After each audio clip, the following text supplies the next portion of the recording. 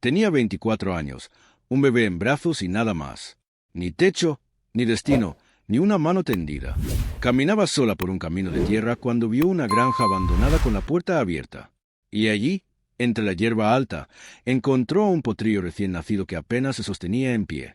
El pequeño la miró, se levantó temblando y caminó hacia ella, como si ya supiera quién era. Dicen que los animales sienten un corazón bondadoso antes que cualquier palabra.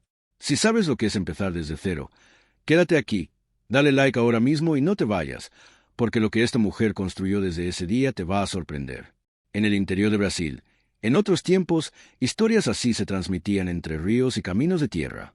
Rosaria no sabía el nombre del camino, solo sabía que venía desde el lado del atardecer, que el suelo era de tierra roja apisonada y que las huellas de bueyes y carretas indicaban que la gente pasaba por allí de vez en cuando. Aunque no había visto a nadie desde la mañana, caminaba desde el amanecer, con una maleta de cuero en la mano derecha y Bento apoyada en el brazo izquierdo, envuelto en una tela de algodón que alguna vez fue blanca, pero que ahora llevaba el color de todo lo que habían atravesado. Polvo, sudor, humo de fogatas al borde del camino. El niño dormía con esa entrega total que solo tienen los recién nacidos. Su cuerpo blando pegado al pecho de su madre. Sus deditos cerrados en un pequeño puño, aferrados a la tela de su vestido, como si incluso en sueño supiera que no debía soltar. El vestido era de tela áspera, color tierra, remendado en los codos, con el dobladillo deshilachado de tanto arrastrarse por el suelo. Los zapatos estaban desgastados en las suelas, y el sombrero de paja que la protegía del sol desde el inicio del viaje estaba hundido de un lado, allí donde Bento solía apoyar la cabeza cuando no dormía. Rosaria tenía el rostro quemado por el sol, ojos oscuros y hundidos de alguien que apenas había dormido durante semanas, y una delgadez que no era de nacimiento, sino de las circunstancias. Esa que llega cuando la comida escasea y el camino se alarga. Tenía 24 años, pero quien la viera en ese camino, sin conocer su edad, le habría dado más. La vida se apresura en envejecer a quien no tiene con quien compartir la carga. Habían pasado 11 días desde que salió de la casa de su suegra. 11 días desde que doña Izaura, madre de Geraldo, dejó la maleta a la puerta y dijo con una voz firme, sin duda alguna, que la casa era suya, que su hijo estaba muerto y que Rosaria ya no tenía razón para ocupar un lugar entre esas paredes. Que se llevara al niño, ya que era suyo, y que fuera a buscar el destino que Dios quisiera darle. Rosaria se quedó un momento en el umbral, con Bento en brazos, mirando a la mujer que era la abuela de su hijo y que la miraba como a una extraña. No discutió, no suplicó. Tomó la maleta, acomodó al niño y bajó los escalones del porche sin mirar atrás.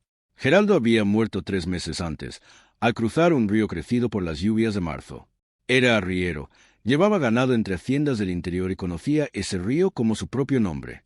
Pero ese año la lluvia fue distinta, y la corriente también. Se llevó a 3 bueyes y se lo llevó a él.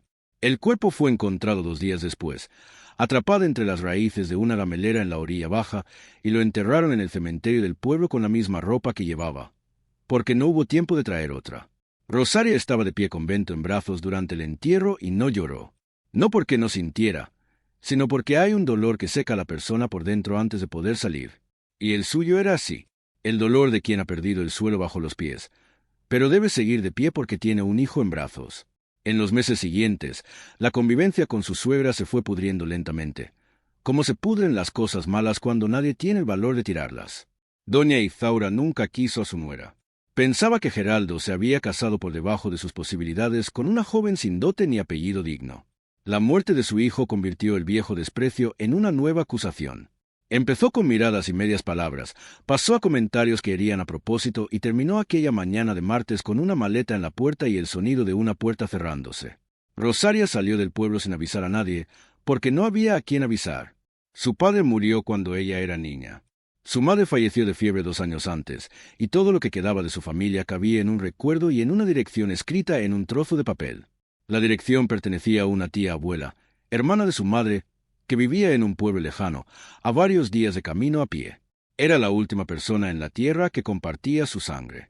Caminó durante días, durmió en los bordes del camino, bajo los techos de capillas, y una vez en un granero que le ofreció un campesino al ver al bebé y sentir compasión. Comía lo que llevaba en la maleta: harina, rapadura, un trozo de carne seca y lo que recibía de las personas que encontraba en el camino, quienes mostraban más compasión de la que esperaba de extraños. Bento aún se alimentaba del pecho, y mientras ella tuviera leche, el niño no pasaba hambre. Pero Rosaria sabía que la leche dependía de ella, y ella cada vez comía menos, y esa cuenta no iba a cerrarse pronto. Cuando llegó al pueblo donde vivía su tía, la casa estaba cerrada. Un vecino, que barría la acera sin quitarse el cigarrillo de la boca, le dijo que doña Rosa se había ido a la capital hacía unos 5 meses, llevada por un sobrino que Rosaria no conocía. Dijo que no sabía si la anciana volvería, y que la casa había quedado al cuidado de un compadre que pasaba de vez en cuando para ver que nadie entrara. Rosaria se quedó frente a esa puerta cerrada un tiempo imposible de medir. Bento se despertó en ese mismo momento y lloró. No era un llanto de hambre, sino ese llanto inquieto que tiene un niño cuando siente que algo no está bien, aunque no pueda explicarlo. Ella acomodó al niño en su brazo, dio la espalda a la casa y volvió al camino. Y aquí es donde todo podría haber terminado. Una mujer joven, sola, con un bebé en brazos, sin rumbo y sin una sola persona en el mundo que la estuviera esperando. La mayoría de las personas se habrían sentado al borde de ese camino y se habrían quedado allí hasta que alguien apareciera o hasta que la esperanza se agotara por completo. Rosaria no se sentó. Cambió la maleta de mano, acomodó a Bento en su brazo y siguió caminando, porque detenerse en ese momento habría significado aceptar que ya no había camino. Y ella aún no estaba lista para aceptarlo. Mucho tiempo después, contaría que lo que sintió ese día no fue valentía. Fue la ausencia de elección, algo que desde fuera se parece mucho al valor. Caminó durante 2 días más. El camino se volvía cada vez más estrecho, menos transitado, como si cada vez menos gente lo recorriera. La maleza crecía a ambos lados y en algunos tramos se cerraba por arriba, formando un túnel de ramas y hojas que atenuaba el calor, pero ocultaba el horizonte. Rosaria empezó a perder la noción de dónde estaba y a sentir algo extraño, como si ese camino llevara a un lugar que no existía en ningún mapa. Le dolían las piernas. El brazo con el que sostenía a Bento se le entumecía constantemente, pero ya ni lo notaba. Se había acostumbrado. La comida se había terminado el día anterior, y lo único que quedaba era un poco de agua en el fondo de la cantimplora que racionaba en pequeños sorbos, humedeciendo primero los labios del niño con el dedo antes de beber ella misma. Sucedió al atardecer del segundo día, cuando la luz se volvió ese oro espeso que solo existe en el interior, en las últimas horas del día. Vio una verja, de madera, oscurecida por el tiempo, con un pestillo de hierro oxidado que no estaba cerrado, solo apoyado, como si alguien hubiera salido y no hubiera vuelto para cerrar. Detrás, un sendero de tierra subía suavemente hacia una casa baja, con paredes de barro, techo de tejas cubierto de musgo en las esquinas y una veranda estrecha donde un banco de madera envejecía sin prisa. La maleza crecía casi hasta las ventanas, y los viejos árboles de mango del patio, con troncos gruesos y ramas entrelazadas arriba, llevaban frutos verdes que nadie recogía. Era un lugar que el tiempo había dejado atrás, no con prisa, sino con esa indiferencia tranquila de quien simplemente se va y olvida avisar. Rosaria se quedó inmóvil ante la verja, observando. Bento estaba tranquilo en su brazo, con los ojos abiertos, mirando la nada con esa concentración seria de un bebé que aún está aprendiendo que el mundo existe. Había algo en esa escena que era a la vez triste y hermoso. La casa abandonada, la luz dorada cayendo sobre las paredes descascaradas, el silencio que no estaba vacío. Estaba lleno de grillos, de pájaros y del viento en la hierba.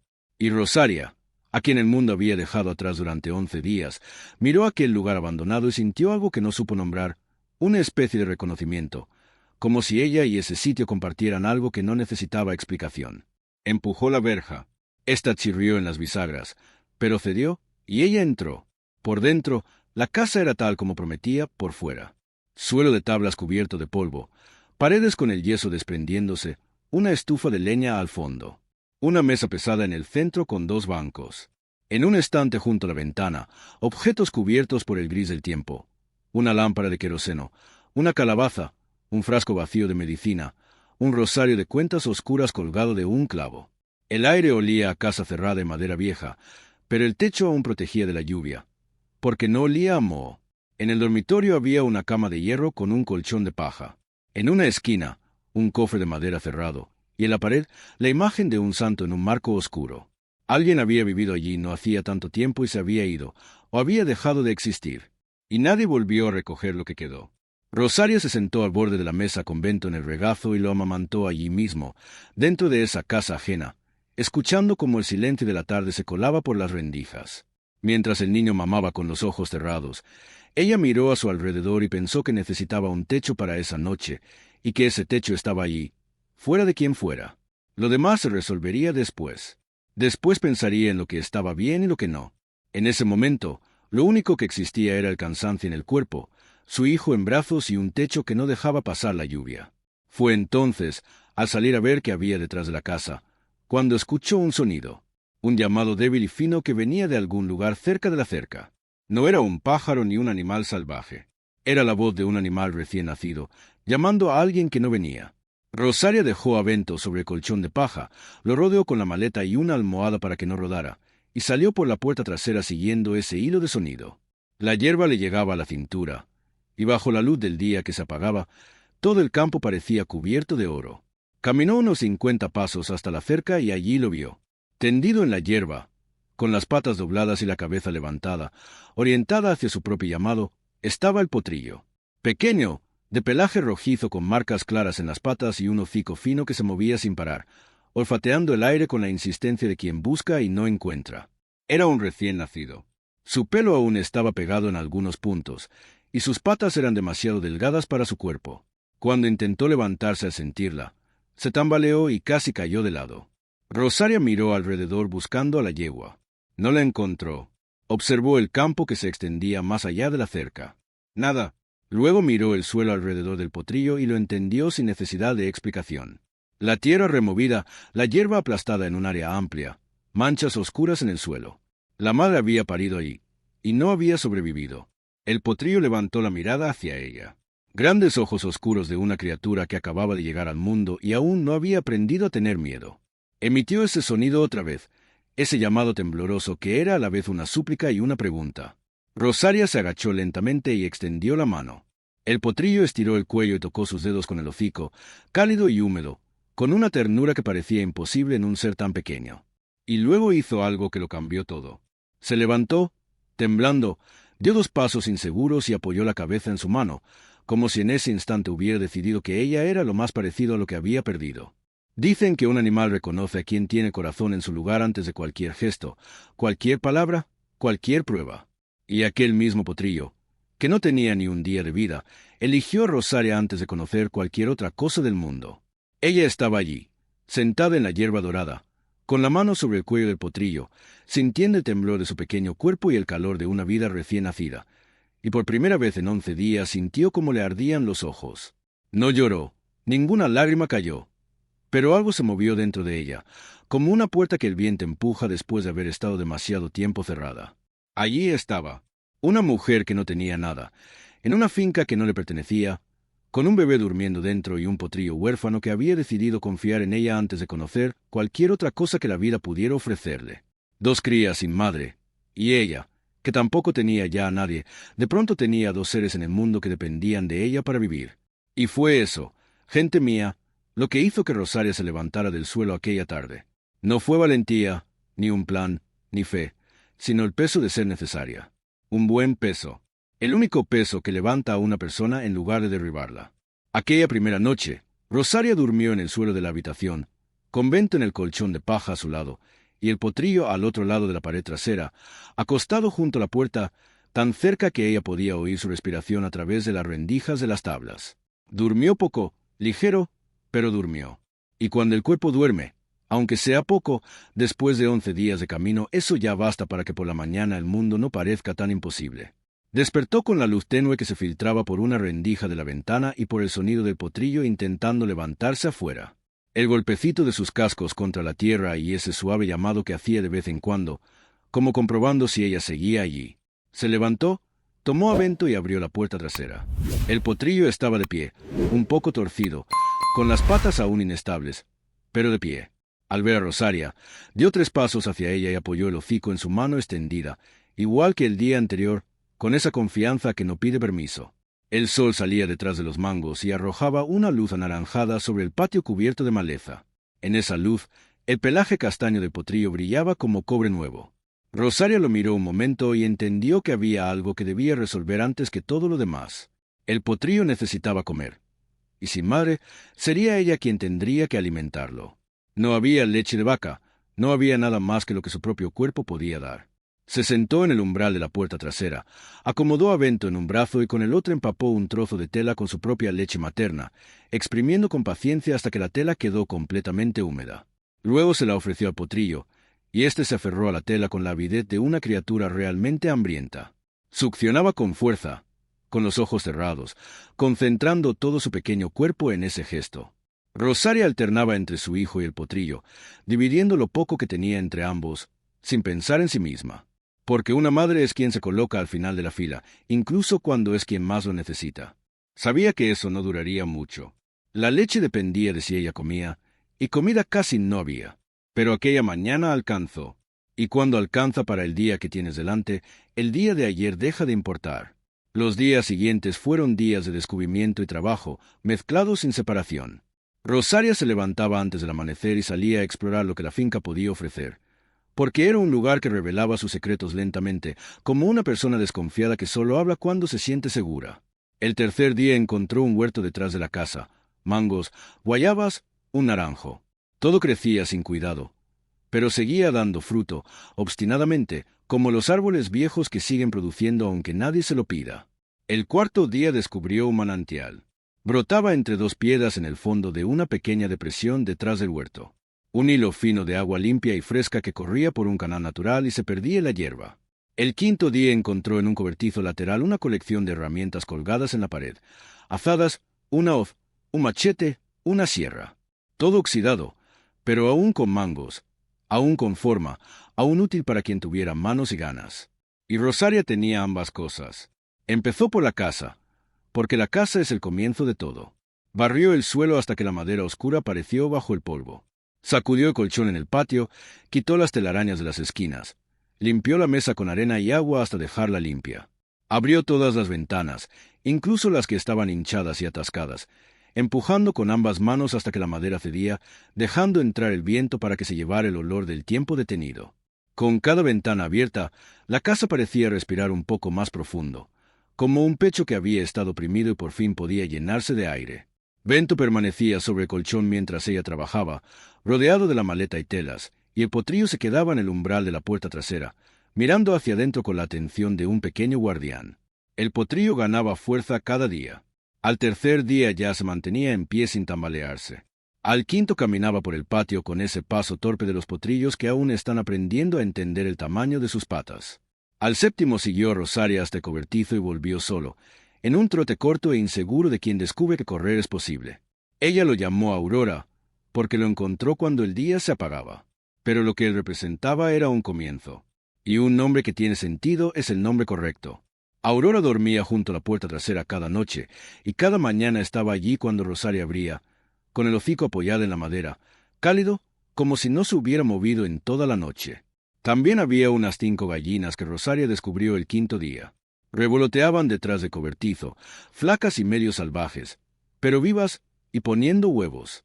Porque una gallina es una criatura que insiste en seguir viviendo, incluso cuando las condiciones dicen que no debería. Al 9º día apareció la primera persona. Rosaria estaba en el patio, despejando la maleza alrededor de la casa con un machete, cuando oyó una voz en la verja. Levantó la mirada y vio a una mujer de pie afuera, baja, de huesos anchos, con un pañuelo en la cabeza y una cesta apoyada en la cadera. Tenía el rostro oscuro y redondo de quien ha vivido toda la vida bajo el sol, y unos ojos pequeños y vivos de quien observa más de lo que aparenta. Estaba allí, sin entrar, sin llamar, simplemente esperando. Así se comporta la gente del interior, educada en la idea de que no se cruza la verja de una propiedad ajena sin invitación. Rosaria se acercó. La mujer se presentó como doña Querubina, partera y curandera de la zona, y dijo que había visto humo saliendo de la chimenea de la finca de Seo Firmino en los últimos días. Y había venido a ver quién era, porque la casa llevaba cerrada desde que el viejo murió, y el humo en la casa de un muerto es algo que exige explicación. Su voz era firme, directa, pero no hostil. Era la voz de alguien acostumbrado a llegar a lugares difíciles y resolver lo que hay que resolver. Rosaria contó lo que pudo, que iba de paso, que no tenía dónde ir, que entró en la finca buscando un techo para una noche y que la noche se convirtió en días. Habló del bebé, del potrillo y de las gallinas. Y mientras hablaba, notó que la mujer no mostraba sorpresa por nada de eso, solo escuchaba, con esa atención tranquila de quien ha oído muchas historias en la vida y sabe que las mejores son las que no se inventan. Doña Querubina guardó silencio un momento cuando Rosaria terminó.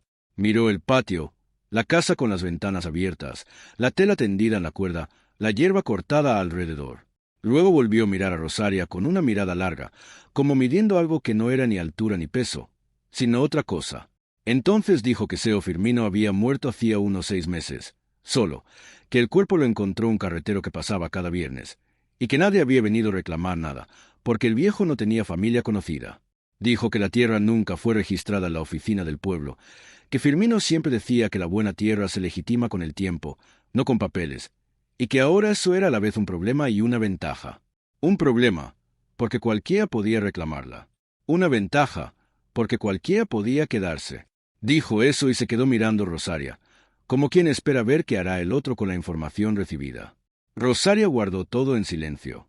Doña Querubina se marchó ese día sin añadir nada más, pero dejó en el banco de la veranda un paquete envuelto en tela con harina de mandioca, un trozo de grasa y un manojo de hierbas que, según dijo, servían para un té que ayudaba a que la leche llegara con más fuerza, porque una madre que amamanta necesita ayuda, incluso cuando no la pide. Regresó 2 días después con una jarra de leche fresca, aún tibia, y dijo que una vecina llamada Doña Piedade, que vivía un poco más arriba en el camino y tenía una buena vaca lechera, enviaría leche cada mañana con un niño que pasaba rumbo al pueblo. Dijo que no era caridad, que la gente ayuda a la gente, y que en el interior quien tiene comparte con quien necesita, porque sabe que un día la necesidad puede cambiar de lado. Y así fue. A la mañana siguiente, un niño descalzo de unos 10 años apareció en la verja con una jarra de leche en la mano, la dejó en el banco casi sin decir nada y se fue corriendo. Y al día siguiente también, y al otro, hasta que se volvió costumbre. Rosaria vio a la mujer alejarse por el camino de tierra y sintió que acababa de conocer a alguien que sabía más de lo que decía, y que solo decía lo que creía que el otro estaba listo para escuchar. En la segunda semana, la finca empezó a cambiar de aspecto. Rosaria barrió todo el patio, despejó el sendero hacia el huerto, limpió el manantial de hojas y ramas hasta que el agua comenzó a fluir con más fuerza. Preparó un pequeño campo en la parte baja y húmeda detrás del huerto, donde el manantial alimentaba la tierra desde abajo, guiándose por ese instinto de quien creció viendo a su madre plantar y guardó en la memoria lo que los ojos aprendieron.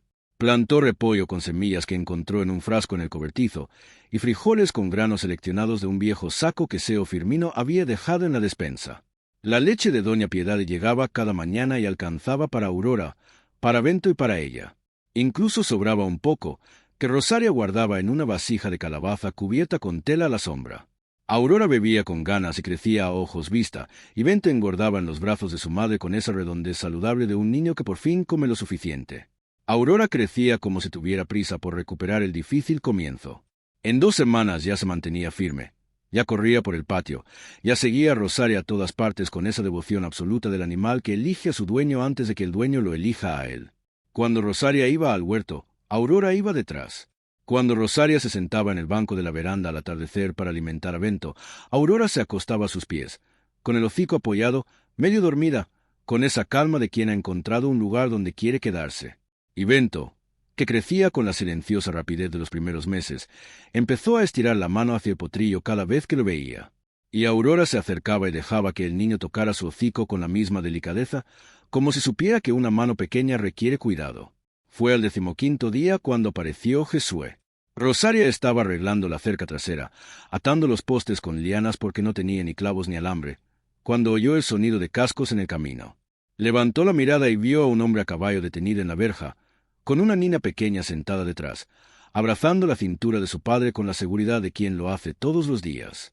El hombre desmontó con calma, ató el caballo al poste de la verja y se quedó esperando afuera, con el sombrero en la mano, como hacen las personas educadas del interior cuando llegan a una propiedad ajena.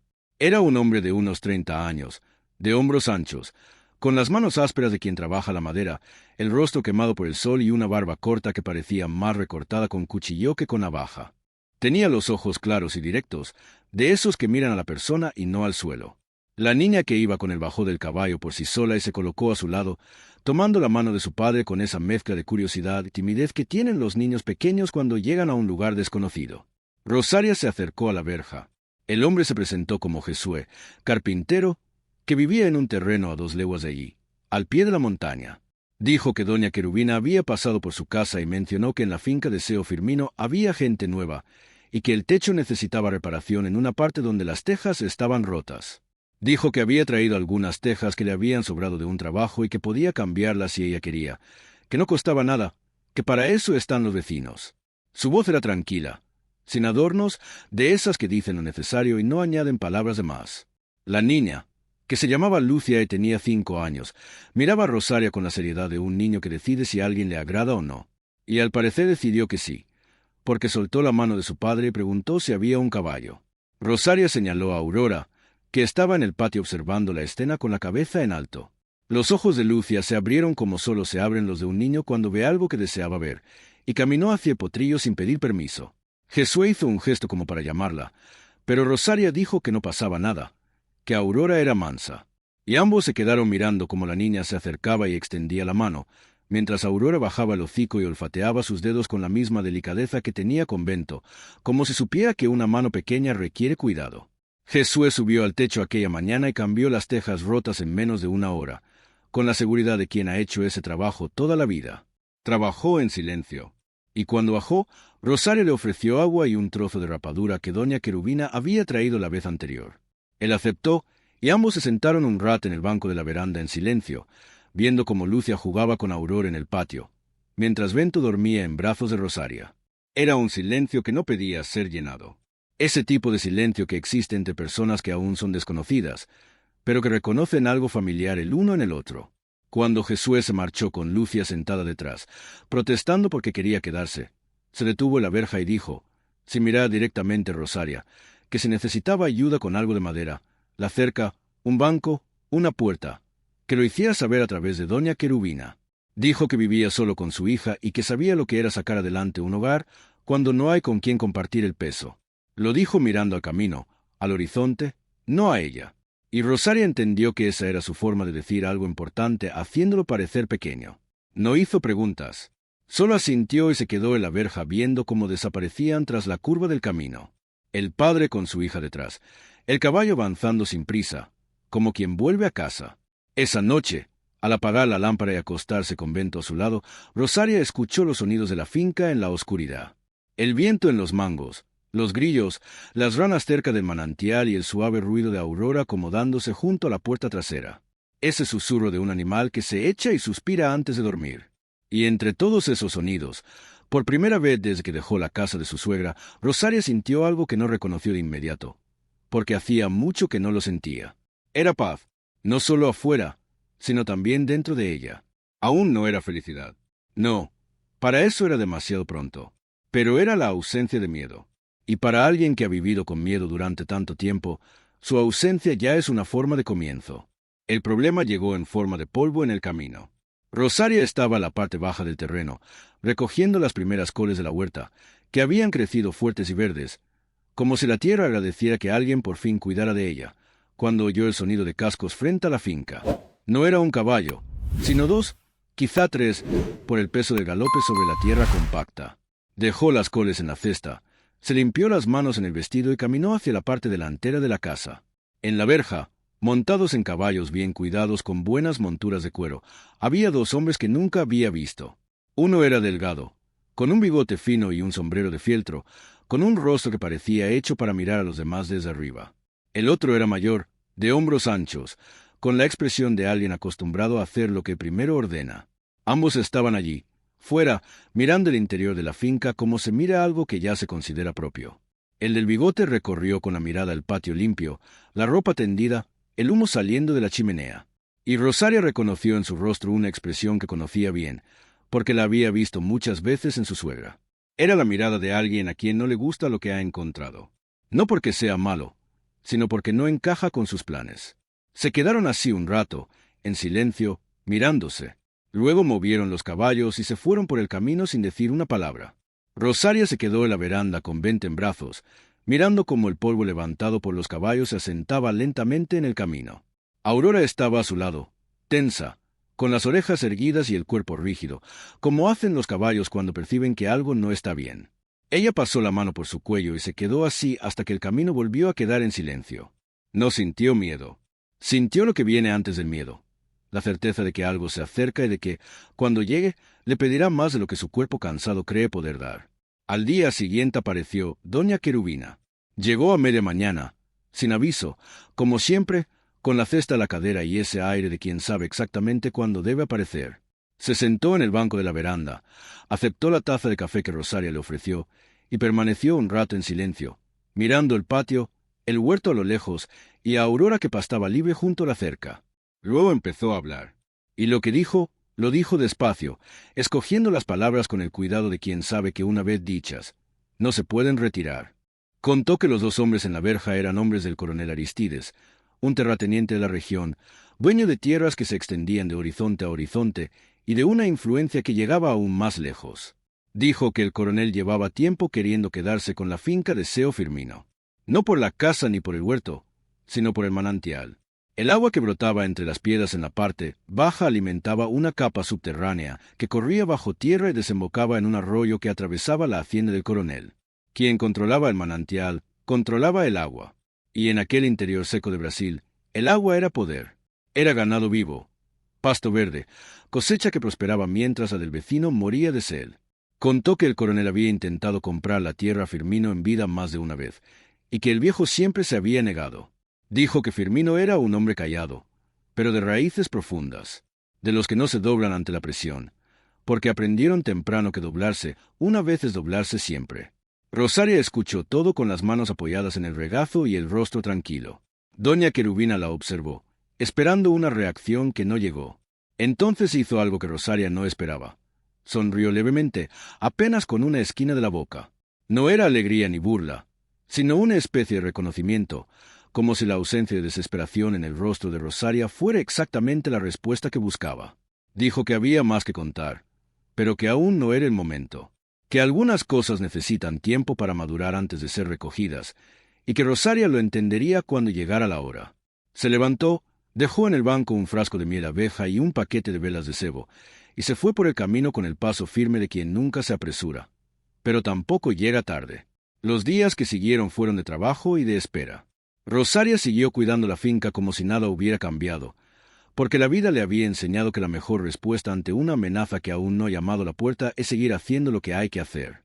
Barrió lo que quedaba del patio, podó las ramas bajas de los mangos para que entrara la luz, reforzó la cerca trasera con nuevos postes que cortó en el bosque con el machete.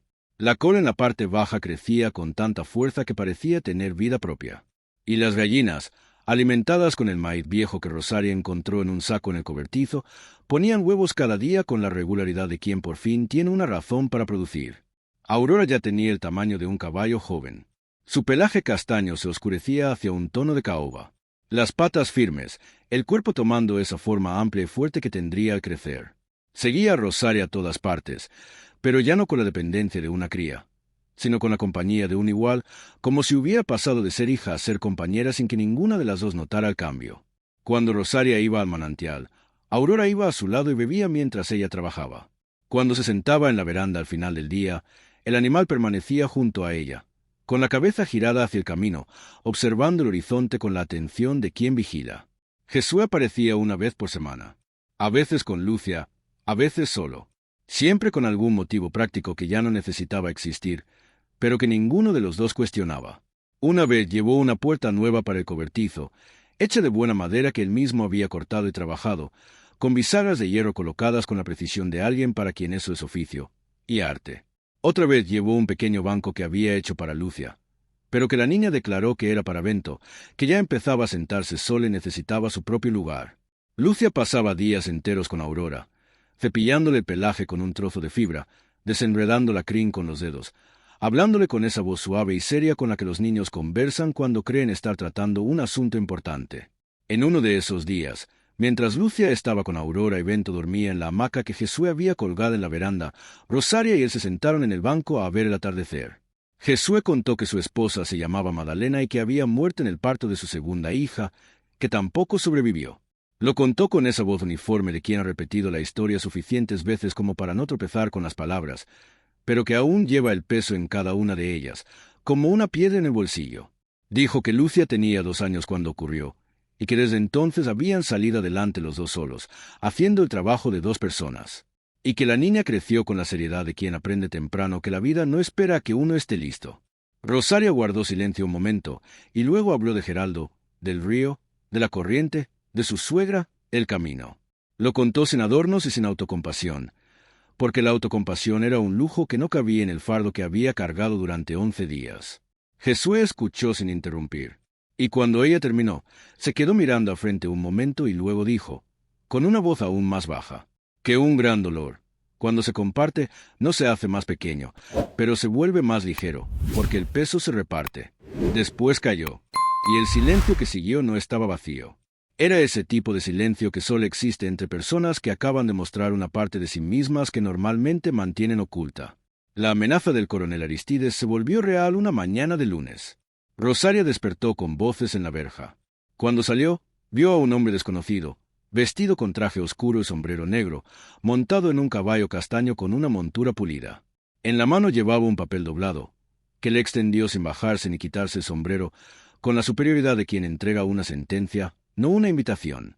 Era una notificación redactada en un lenguaje que Rosaria apenas logró comprender por completo, pero cuyo sentido fue lo bastante claro como para helarle la sangre. Tenía 24 años, un bebé en brazos y nada más. Ni techo, ni destino, ni una mano extendida. Caminaba sola por un camino de tierra cuando vio un rancho abandonado con la verja abierta. Y allí, entre la hierba alta, encontró un potrillo recién nacido que apenas se sostenía en pie. El pequeño la miró, se levantó temblando y caminó hacia ella, como si ya supiera quién era. Dicen que los animales reconocen un buen corazón antes de cualquier palabra. Si sabes lo que es empezar desde cero, quédate, porque lo que esta mujer construyó desde ese día te va a sorprender. En el interior de Brasil, en otros tiempos, historias así viajaban entre ríos y caminos de tierra. Rosaria no sabía el nombre del camino, solo que venía del lado del atardecer, que la tierra era roja y compacta, y que las huellas de bueyes y carretas indicaban que, de vez en cuando, alguien pasaba por allí. No había visto a nadie desde la mañana. Caminaba desde el amanecer con una maleta de cuero en la mano derecha y Bento en la izquierda, envuelto en una tela de algodón que alguna vez fue blanca y ahora llevaba el color de todo lo que habían atravesado. Polvo, sudor, humo de fogatas. El niño dormía con ese abandono total que solo tienen los bebés, el cuerpo flojo contra el pecho de su madre, los dedos aferrados a la tela de su vestido, como si incluso dormido supiera que no debía soltar. El vestido era áspero, color tierra, remendado en los codos, con el borde desgastado por arrastrarse. Las botas estaban gastadas, y el sombrero de paja, hundido en un lado donde Bento apoyaba la cabeza cuando no dormía. Rosaria tenía el rostro quemado por el sol, los ojos oscuros y hundidos de quien no ha dormido en semanas, y una delgadez nacida de las circunstancias. Tenía 24 años, pero parecía mayor. La vida se apresura en envejecer a quien no tiene con quien compartir el peso. Habían pasado 11 días desde que salió de la casa de su suegra. 11 días desde que doña Izaura, madre de Geraldo, dejó la maleta a la puerta y le dijo que su hijo estaba muerto y que ella ya no tenía lugar allí. Que se llevara al niño y buscara su destino. Rosaria no discutió. Bajó las escaleras sin mirar atrás. Geraldo había muerto 3 meses antes, arrastrado por el río crecido tras las lluvias de marzo. Conocía ese río como su propio nombre, pero ese año el agua era otra. Se llevó 3 bueyes y también a él. Lo encontraron 2 días después, atrapado entre raíces. Rosaria no lloró en el entierro. Hay dolores que secan por dentro antes de salir. Y el suyo era así, el dolor de quien pierde el suelo, pero debe seguir en pie porque sostiene a un hijo. Los meses con su suegra se pudrieron lentamente. Miradas, palabras a medias, reproches. Hasta aquella mañana en que la puerta se cerró tras ella. Se fue sin avisar a nadie. No tenía a quién avisar. Su padre había muerto cuando era niña. Su madre, 2 años antes. Solo le quedaba una dirección escrita en un papel. Una tía lejana en un pueblo a varios días a pie. Caminó durante días. Durmió al borde del camino, bajo techos de capillas, una vez en un granero. Comió lo poco que llevaba. Harina, rapadura, carne seca y lo que algunos le ofrecieron. Bento aún mamaba, y mientras hubiera leche, no pasaba hambre. Pero ella comía cada vez menos. Cuando llegó, la casa estaba cerrada. La tía se había ido meses atrás. Se quedó un momento frente a la puerta. Bento lloró, no de hambre, sino de inquietud. Ella lo acomodó, dio la vuelta y regresó al camino. Ahí pudo terminar todo. Pero no terminó. Muchos se habrían sentado a esperar. Ella no.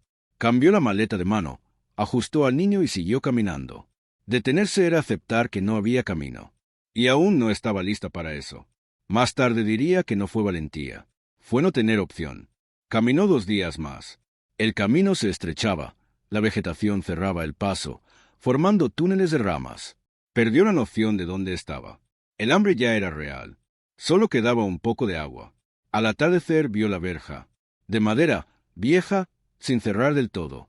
Detrás, un sendero subía hacia una casa baja de adobe, con techo de tejas y una pequeña veranda. Todo estaba cubierto de maleza. Árboles de mango cargados de fruta sin recoger. Era un lugar que el tiempo había dejado atrás. Rosaria empujó la verja y entró. Dentro, la casa estaba abandonada, pero en pie. Mesa, bancos, una lámpara, una cama con colchón de paja, un baúl cerrado. Alguien había vivido allí no hacía tanto. Se sentó y alimentó a Bento. Pensó solo en una cosa. Tenía un techo para esa noche. Nada más importaba. Entonces oyó el sonido. Débil, insistente. Salió y lo encontró. El potrillo, tirado en la hierba, recién nacido, sin madre. Intentó levantarse a sentirla y casi cayó. Ella entendió sin palabras. La madre había muerto. El potrillo la miró. Ojos grandes, sin miedo. Emitió ese llamado, mitad pregunta, mitad súplica. Rosaria se agachó. Él tocó su mano con el hocico, tibio y húmedo. Luego se levantó, dio 2 pasos torpes y apoyó la cabeza en su mano, como si hubiera decidido que ella era lo más cercano a lo que había perdido. Dicen que los animales reconocen a quien tiene el corazón en su lugar antes que cualquier gesto. Y aquel ser, que no llevaba ni un día en el mundo, la eligió. Rosaria sintió que algo dentro se movía por primera vez en 11 días. No lloró, pero fue como una puerta que se abre tras mucho tiempo cerrada. Una mujer sin nada, un niño, un potrillo huérfano, y de pronto 2 vidas que dependían de ella. Eso fue lo que la hizo levantarse. No la valentía, no la fe, la necesidad de ser necesaria. Esa noche durmió poco, pero durmió. Y eso bastó para que el mundo, al amanecer, pareciera un poco menos imposible. Por la mañana, el potrillo ya intentaba ponerse en pie. Ella decidió algo antes que todo. Debía alimentarlo. No tenía nada, salvo su propia leche. Se sentó en el umbral, sostuvo a Bento con un brazo y con el otro empapó un trozo de tela con leche materna. El potrillo la tomó con hambre desesperada. Desde ese día, compartió todo entre los dos. Los días siguientes fueron de trabajo y descubrimientos. Encontró un huerto con mangos, guayabas, naranjas, un manantial de agua limpia, herramientas viejas pero útiles. Limpió la casa, arregló lo que pudo. El lugar empezó a respirar de nuevo. El potrillo, al que llamó Aurora, crecía rápido. Las gallinas aparecieron. Luego, la gente. Doña Querubina fue la primera. Partera y curandera. Trajo comida, hierbas, ayuda. Después llegó la leche de una vecina. Luego un carpintero, Jesué, y su hija Lucia. El lugar dejó de ser abandono y empezó a ser hogar. Pero no todo sería tan fácil. Un día llegaron hombres. Luego, una carta. El coronel Aristides reclamaba la tierra. Tenía 30 días para irse. Rosaria sostuvo el papel en la mano, miró todo lo que había levantado, y no sintió miedo. Sintió claridad.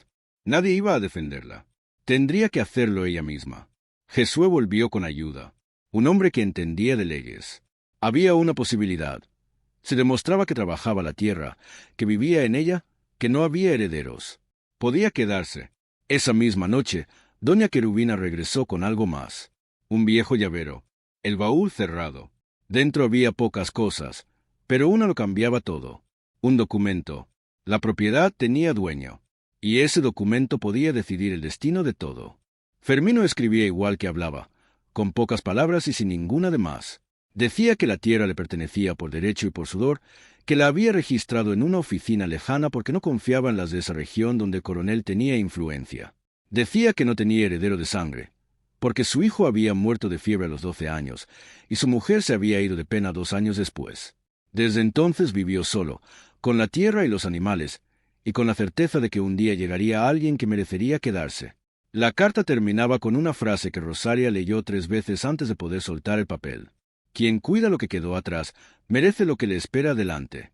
Si estás leyendo esto, significa que te quedaste. Y si te quedaste, la tierra es tuya por derecho de quien no se rindió. Rosaria sostuvo la carta durante un tiempo que no supo medir. La lámpara temblaba sobre la mesa, la llama oscilaba con el viento que se colaba por la ventana. Afuera, la noche del interior estaba llena de grillos, ranas y hojas moviéndose en la oscuridad. Aurora se acomodó junto a la puerta trasera. Bento dormía en el colchón, con la boca entreabierta y la mano aferrada a su trapo. Rosario dobló los documentos con cuidado, como si fueran sagrados, y los guardó bajo la blusa, cerca del pecho. Apagó la lámpara y se acostó sin dormir, pensando en el hombre que nunca conoció, pero que había dejado para ella lo único que importaba. Pensó en cómo había perdido su familia y aún así no se volvió amargo, sino paciente. Esperó, y su espera la encontró a ella, en el camino, con un niño en brazos y sin destino. A la mañana siguiente, Rosario montó a Aurora por primera vez. No había silla ni montura, solo una tela y una cuerda. Aurora permaneció quieto mientras ella subía, firme, como si hubiera nacido sabiendo que ese momento llegaría. Rosario sintió bajo ella el calor del animal, la fuerza contenida en sus músculos. Le dio una leve señal con los talones, y el caballo comenzó a caminar. Salieron por el camino de tierra hacia el pueblo. Los documentos iban contra su pecho, y Bento, atado a su espalda con una tela, dormía con la confianza absoluta de un niño. El sol salía entre los mangos, iluminando el pelaje rojizo de Aurora como cobre vivo. El camino era largo, pero Aurora avanzaba con seguridad, como si conociera cada curva. Bento dormía, meciéndose con el ritmo del trote. Cuando aparecieron los primeros techos del pueblo, Rosaria sintió como el corazón se le apretaba. No era miedo, era la certeza de que lo que pasara ese día decidiría todo. El pueblo era pequeño, calles de tierra, casas de colores desgastados por el sol, una iglesia, una plaza, una tienda, una barbería. En una calle lateral estaba la oficina de seu Vinancio, dentro de su propia casa, llena de papeles y libros. Rosaria ató a Aurora, acomodó a Bento y tocó la puerta. Vinancio abrió como si ya la esperara.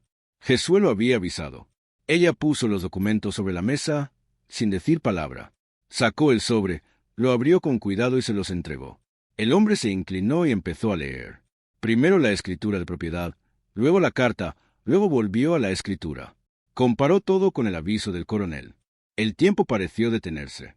Rosaria esperaba en silencio, con las manos apretadas bajo la mesa. Cuando levantó la vista, en su rostro no había ni alegría ni preocupación. Había sorpresa. La sorpresa de alguien que, después de toda una vida entre papeles, aún puede asombrarse por el poder de uno solo. Dijo que la escritura era auténtica, registrada fuera del alcance del coronel, con firmas y testigos válidos. Dijo que la carta, junto con ese documento, dejaba clara la intención del dueño, que la tierra perteneciera a quien la cuidara. Y Rosaria la estaba cuidando. El aviso del coronel se basaba en que la tierra no tenía dueño ni herederos. Y ese papel acababa de destruir ambas cosas al mismo tiempo. Seu Vinancio dijo que presentaría una objeción en la notaría del distrito vecino, donde la influencia del coronel era menor, y adjuntaría los testimonios de personas que podían confirmar que Rosario administraba la finca de buena fe. Cuando Rosario preguntó cuánto tiempo tomaría, Seu Vinancio explicó que la ley en el interior es como un río. A veces fluye rápido, a veces se estanca, y todo depende de quien intente contener su curso. Podría llevar varias semanas. Rosario asintió, guardó la carta bajo la blusa y dejó la escritura con él. Porque un documento en manos de alguien que entiende vale más que en las manos de quien solo siente. Salió, y Aurora giró la cabeza hacia ella con aquel gesto de reconocimiento tranquilo y habitual. Las semanas siguientes fueron de las más largas en la vida de Rosario. No porque fueran difíciles, sino porque estaban tejidas de espera, mezclando trabajo e incertidumbre, dejando la sensación de construir sobre tierra que podría desaparecer en cualquier momento. No dejó de trabajar porque entendió que el trabajo es el único lenguaje que la tierra reconoce. Si iba a perder, lo haría trabajando la tierra que da frutos, no la que queda vacía. El valle produjo más col, frijoles y calabazas. El jardín, despejado y podado, dio frutos generosamente. Las gallinas ponían cada día, la leche de Doña Piedad llegaba cada mañana, y Rosario comenzó a intercambiar verduras, huevos y frutas en el pueblo cercano por sal, queroseno, tela y jabón, formando sin darse cuenta una red de personas que se acostumbraban a su finca. Doña Quirubina empezó a venir cada miércoles con una cesta, trayendo hierbas, rapadura y azúcar. Se sentaba en el porche y hablaba de lo importante. Fue ella quien le contó que el coronel Aristides estaba nervioso. La defensa de Rosario resultó más fuerte de lo esperado y la escritura registrada fuera del distrito complicaba todo. La gente del distrito hablaba de la finca y respetaba a quien trabaja, y Rosario, con un bebé y la finca, se convirtió en parte de esas historias. Jesús seguía apareciendo semanalmente, a veces 2 veces, con excusas que con el tiempo desaparecieron. Arreglaba puertas, Hacía mesas, construyó un corral para Aurora, y Lucía casi siempre venía. Peinaba la crin de Aurora y contaba historias. Bento observaba, comprendiendo lo importante no por las palabras, sino por la presencia. Una tarde, mientras el sol se ponía, Rosario y Jesús estaban en el porche. Él guardaba silencio. Luego confesó que desde la muerte de su esposa no quería estar en ningún lugar salvo en su casa, y que había aprendido a valorar las palabras realmente importantes. Rosario contó que llegó a la finca sin saber nada y se quedó, aprendiendo todo gracias a las personas que aparecían en el momento justo. Aurora relinchó desde el corral, y ambos miraron al caballo. Por primera vez sonrieron al mismo tiempo. La sonrisa flotaba en el aire, sin necesidad de explicación. Por la mañana del viernes llegó la decisión del juzgado. El hijo de la lavandera llevó la noticia a caballo, gritando el nombre de Rosario. La demanda del coronel Aristidos fue declarada e infundada. La escritura de Fermino era válida. La residencia de Rosario fue reconocida como continuación legal de la voluntad del propietario fallecido. La propiedad le pertenecía por derecho documental y por posesión productiva. El coronel fue notificado y recibió plazo para firmar el reconocimiento. Rosario se quedó quieta en el patio con la nota en la mano. El hijo de la lavandera esperaba una gran reacción que nunca llegó. No gritó, no saltó, no lloró. Se quedó inmóvil, mirando alrededor con una mirada lenta que recorría cada rincón de aquel lugar.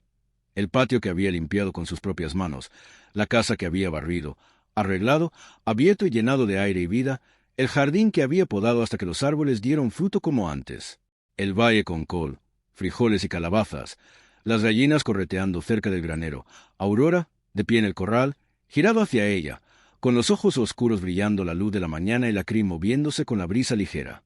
Agradeció al niño, le dio un puñado de guayabas y permaneció en el patio después de que él se marchara. Luego fue hacia el corral. Aurora se acercó a ella sin esperar, con ese paso amplio y tranquilo que ya era de un caballo adulto, y bajó la cabeza cuando ella extendió la mano, como aquella primera noche en la hierba alta. Cuando no tenía ni un día de nacido, decidió confiar en ella sin saber nada más. Rosario apoyó la frente contra su cuello y se quedó así, sintiendo el calor del pelaje y la respiración tranquila del animal. Y esa vez la lágrima no vino del dolor ni del alivio, sino de algo que vivía entre ambos y que tal vez era gratitud, pero no por una sola cosa, gratitud por todo a la vez, por el potro que la eligió, por la finca que la acogió, por el anciano que nunca la conoció pero creyó en ella, por las manos que aparecieron para ayudar cuando pensaba que estaba sola. Cuando Zoya llegó esa noche con Lucía, se enteró de la decisión del juzgado, porque Rosario estaba en el patio. No había gestos visibles ni señales para un extraño, pero él vio. Vio porque los últimos meses había aprendido a leer en ella lo que no decía. Allí residían las cosas más importantes. Lucía corrió hacia Aurora como siempre. Jesús se detuvo un momento en la puerta, mirando a Rosario, luego entró y se quedó a su lado en silencio. Y el silencio entre ellos decía todo lo que había que decir, más de lo que cualquier palabra podría contener. Permanecieron en el patio hasta que cayó la noche.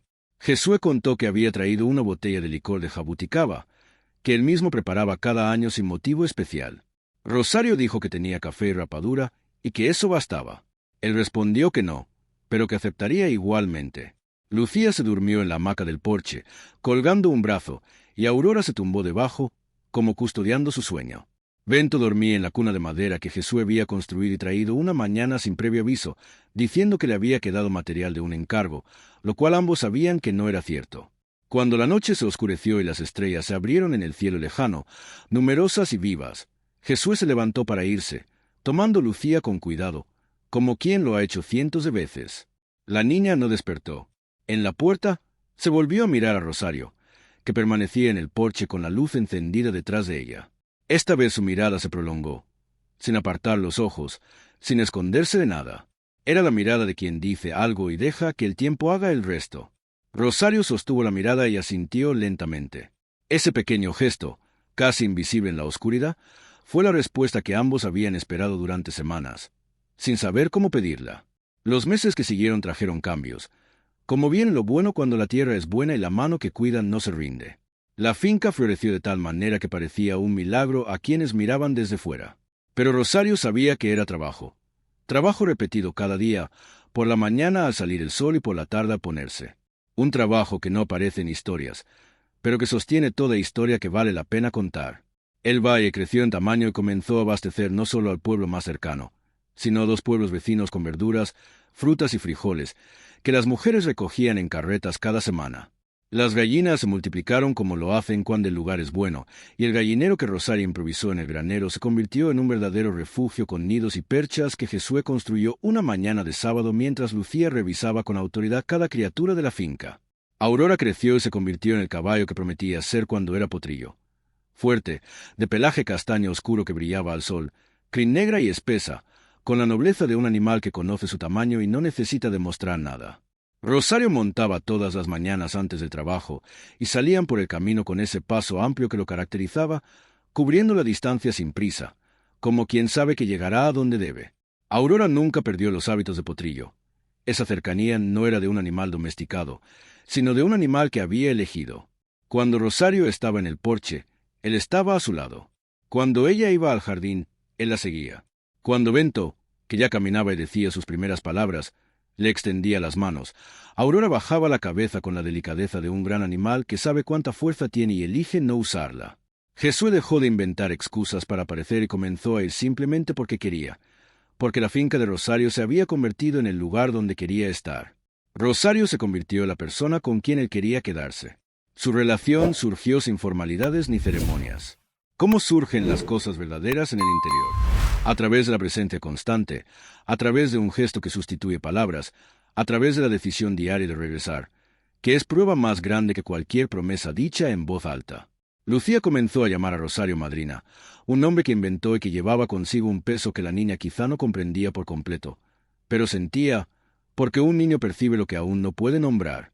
Un domingo después del almuerzo, meses tras el fallo, la finca estaba llena del buen ruido que solo existe donde hay vida. Lucía estaba en el corral de Aurora, peinando su crin con un peine que Josué había tallado en madera. Bento jugaba en el patio con las gallinas, que lo rodeaban sin temor. Doña Quirubina estaba en el porche, tomando café con Rosario, comentando que el aroma de la guayaba de ese año era mejor que el del anterior, señal de buenas lluvias. Josué estaba en el jardín, arreglando un poste con la calma de quien hace lo que ama y no tiene prisa por terminar.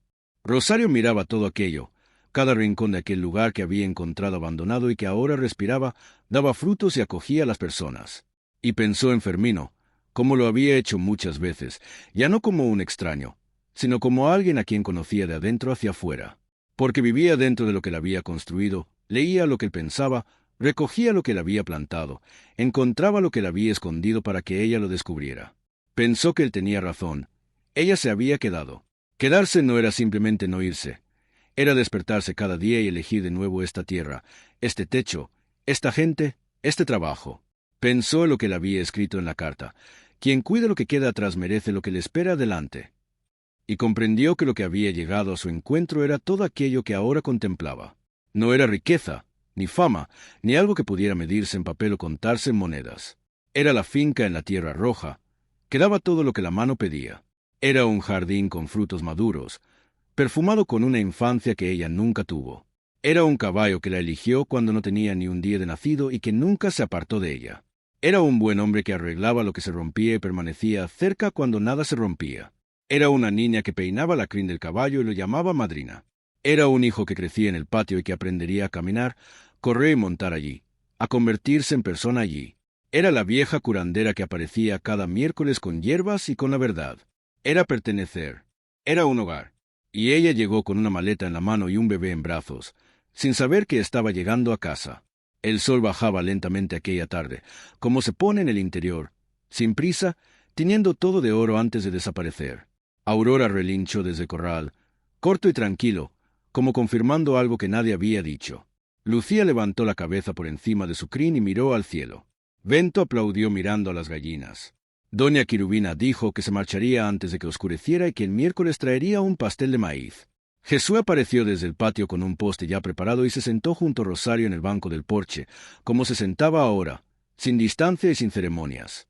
Rosario permaneció allí, mirando la finca a la luz del día que se iba, sintiendo con peso en el pecho toda esa plenitud, y supo que estaba en casa. No porque alguien se lo dijera, sino porque todo a su alrededor, tierra, animales, gente, el silencio profundo del interior, lo decía a la vez, sin una sola palabra. Rosario llegó a esa finca con una maleta en una mano y a su hijo en la otra. No tenía documentos, ni un nombre en esa tierra. Nadie la esperaba, y aún así se quedó. Porque a veces el coraje no es la ausencia de miedo, sino la decisión de dar el siguiente paso cuando la tierra bajo tus pies parece inestable. Hay personas que miran lo que queda y solo ven lo que falta. Hay personas que miran el mismo lugar y ven un comienzo. Si esta historia ha tocado algo en ti, compártela con quien necesite recordar que empezar de nuevo es posible. A veces la historia correcta llega en el momento adecuado. Y si aún no te has suscrito a este canal, hazlo ahora.